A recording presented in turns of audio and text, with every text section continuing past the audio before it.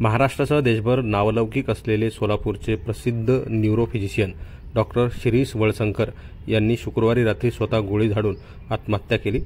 डोक्यामध्ये 2 गोळ्या झाडून त्यांनी स्वतःला संपवलं। या घटनेनंतर महाराष्ट्र हादळून गेला होता।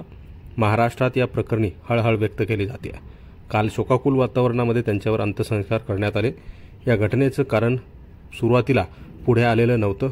या प्रकरणात आता मोठी अपडेट समोर येते। डॉक्टर शिरीष वळसंकर यांच्या आत्महत्येपूर्वी चिठ्ठी लिहिल्याचं पुढे येत आहे।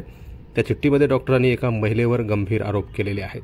त्यानुसार पोलिसांनी महिलेला कोर्टाच्या परवानगीने अटक केली आहे।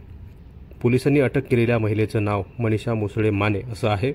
सदरील महिला डॉक्टर वळसंकर यांच्या रुग्णालयामध्ये प्रशासकीय अधिकारी म्हणून कार्यरत आहे।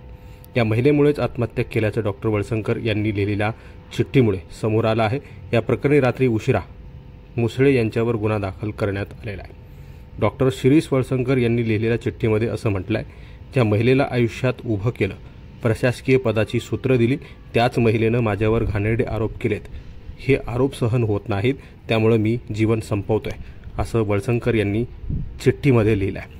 ही चिठ्ठी पोलिसांच्या हाती लागल्यानंतर मनीषा मुसळे माने या महिलेविरोधात आत्महत्येस प्रवृत्त केल्याप्रकरणी गुन्हा नोंद करण्यात आला।